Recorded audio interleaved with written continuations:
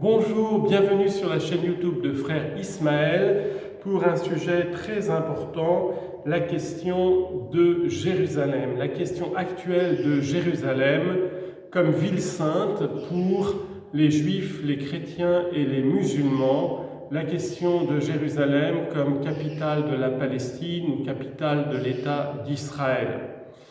Alors donc, la première chose que je voudrais rappeler, c'est que Jérusalem est la seule ville sainte des Juifs depuis la prise de Jérusalem par le roi David. C'est David qui a pris de force la ville de Jérusalem, conquête militaire à peu près 1000 ans avant la venue du Christ. Et c'est sur le mont Sion à Jérusalem que son fils le roi Salomon construira le temple de Jérusalem, seul lieu de sacrifice pour le peuple d'Israël jusqu'à sa dernière destruction par les Romains en 70 après Jésus-Christ. Jérusalem est aussi ville sainte pour les chrétiens, pour tous les chrétiens du monde. Pourquoi? Parce que le Christ est mort et ressuscité à Jérusalem. C'est spécialement la basilique du Saint-Sépulcre avec le tombeau du Christ qui est le lieu de pèlerinage et de vénération numéro 1 des chrétiens depuis 2000 ans. L'importance de Jérusalem pour les musulmans, troisième religion monothéiste, eh bien, c'est que le fondateur de l'islam, Mohammed, a fait c'est la foi des musulmans, fondée sur des passages du Coran, un voyage nocturne, mystique, sur un cheval ailé de la Mecque à Jérusalem. Et c'est à partir de Jérusalem, du rocher de Jérusalem, qu'il aurait fait son ascension céleste. Il aurait remonté les 7 cieux. Dans cette ascension nocturne, il aurait conversé avec tous les prophètes qui l'ont précédé, Abraham, Moïse, Jésus, etc. C'est lors de cette ascension nocturne qu'auraient été fixées les 5 prières canoniques des musulmans. Et il se serait élevé jusqu'à approcher le trône de Dieu, en restant à 2 encablures ou à 2 jets d'arc du trône de Dieu, du mystère impénétrable de Dieu, inaccessible au prophète Mohammed lui-même. Jérusalem est appelée en arabe El-Quds. C'est la 3e ville sainte des musulmans après la Mecque et Médine. Bon, la seule ville de pèlerinage au sens propre, absolu pour tous les musulmans, qui est un devoir fondamental pour tous les musulmans, c'est la Mecque.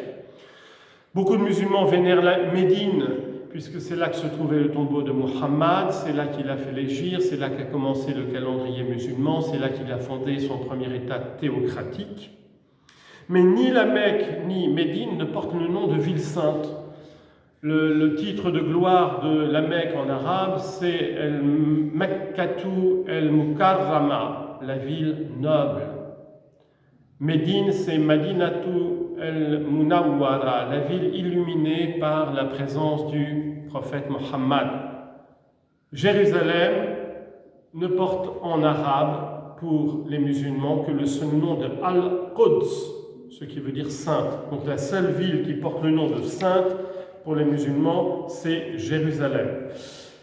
Curieusement, très étonnamment, la Providence a voulu que Jérusalem, que le patriarche Sophrone de Jérusalem livre pacifiquement la ville de Jérusalem aux musulmans. Les musulmans n'ont pas pris par la force militaire. Bon, ils ont assiégé Jérusalem, mais il n'y a pas eu une goutte de sang qui a coulé, puisque le calife Omar, qui menait le siège de Jérusalem, a proposé ce traité d'alliance, de protection, pour tous les croyants chrétiens et juifs de Jérusalem dans une coexistence pacifique. C'est extrêmement intéressant.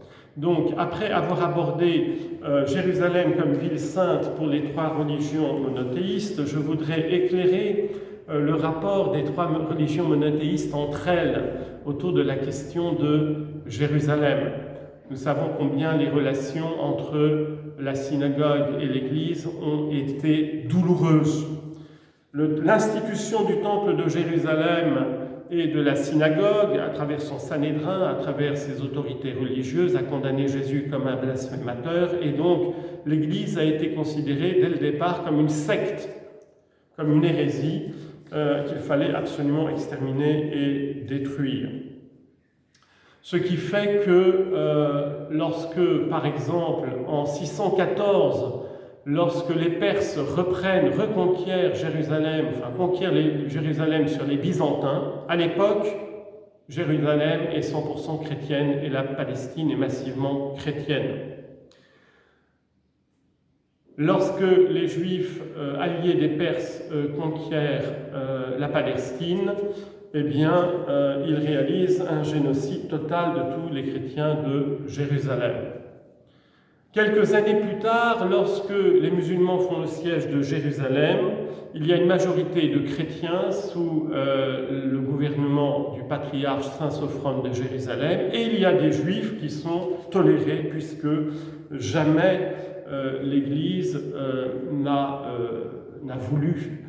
permis la conversion forcée, le baptême c'est libre, et la seule religion tolérée sous les pouvoirs politiques chrétiens, c'était le judaïsme, puisque les Juifs sont porteurs des Saintes Écritures de l'Ancien Testament. Le judaïsme était la religion de notre Seigneur Jésus-Christ. Donc hors de question d'empêcher les Juifs, nos frères Juifs, de pratiquer leur religion judaïque. Il y a eu des exceptions à ça, bien sûr. Il y a eu des pogroms, il y a eu des croisades qui ont déraillé, mais toujours les premiers à défendre les Juifs ont été les papes, les évêques, les saints, comme Saint Bernard. Donc, nous voyons bien je précise donc que lorsque les Juifs reprennent Jérusalem avec les Perses, c'est pour génocider tous les chrétiens, détruire toutes les églises.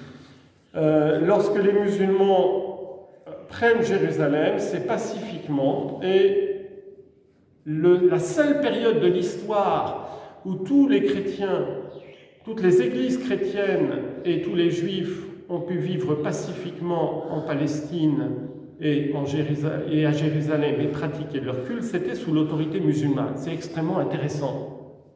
La seule religion monothéiste, évidemment, c'est la troisième historiquement, elle vient après les deux premières qu'elle reconnaît, puisque l'islam prétend reconnaître tous les prophètes qui l'ont précédé, surtout Abraham, surtout Moïse, surtout Jésus. Et donc l'islam a pratiqué, on l'ignore très souvent en Occident, une politique de tolérance à l'égard des Juifs et des chrétiens. Et actuellement, vous le savez, le lieu le plus saint pour le christianisme, c'est la basilique du Saint-Sépulcre à Jérusalem. Comme les chrétiens se sont tout le temps disputés et continuent à se disputer pour les temps de prière à tour de rôle dans la basilique du Saint-Sépulcre, depuis la conquête musulmane de Jérusalem, les clés du Saint-Sépulcre sont confiées à une famille palestinienne, arabe, musulmane de Jérusalem. C'était le seul moyen pour les chrétiens de pouvoir arrêter de se taper les uns sur les autres. Donc l'islam, dans sa conquête de l'Égypte et du Proche-Orient, l'islam a été accueilli, les musulmans ont été accueillis en libérateurs par la majorité des villes chrétiennes d'Égypte et du Proche-Orient. Pourquoi? Parce qu'ils étaient persécutés par l'empereur byzantin qui était soit de l'hérésie monophysite, soit de l'hérésie monothélite. Je vous remercie pour votre écoute. À une prochaine fois, que Dieu vous bénisse.